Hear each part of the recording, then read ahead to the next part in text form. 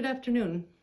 I hope everybody's doing well today, and be aware there's a winter storm warning coming for our Milwaukee area, so be careful out there tonight and tomorrow. Today I've been thinking a lot about the communal nature of being a Christian. Some things have happened in the last week, some conversations I've had that remind me how important it is for us in our Christian community as followers of Jesus to think about our decisions and the choices we make as to how they will affect other people.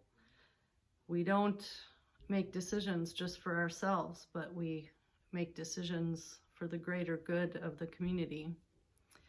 And then today, Stephen Charleston had on his Facebook page this reflection, which encouraged me in my thinking about that. Look to those in need near you. Those words brought me awake this morning. I believe it is the Spirit calling me to be mindful on the local front, not to become mesmerized by the larger events and issues, all of which are important and all of which will be moving forward before us, but mindful too for the needs of those nearby.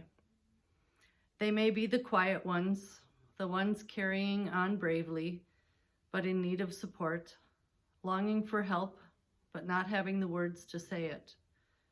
They may be struggling communities in the area or organizations that need a hand to rebuild a dream.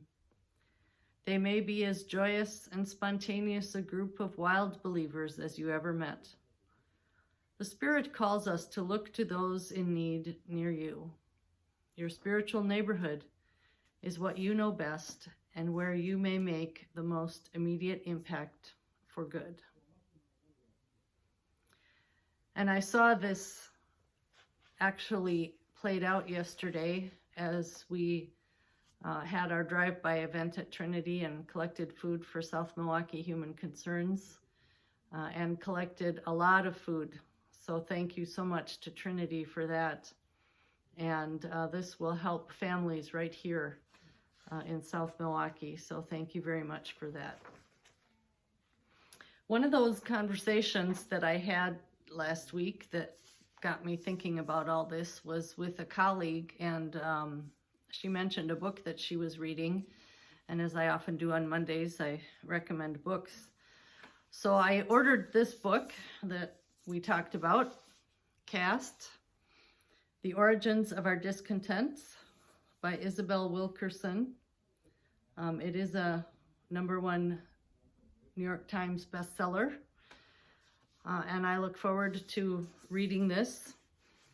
And part of our conversation around that was how we divide ourselves in our society, when in actuality, a lot of the things that we tend to use to divide ourselves aren't really things that exist. But we do it in order to keep power or to keep wealth or to keep ourselves in a better place rather than thinking about the whole community.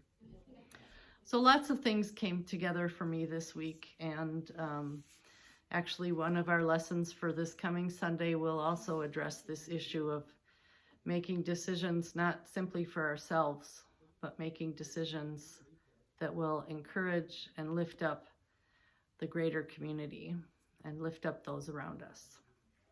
So lots of things to ponder today, and I wish you all well, and I will see you tomorrow for Kid Tuesday. Blessings.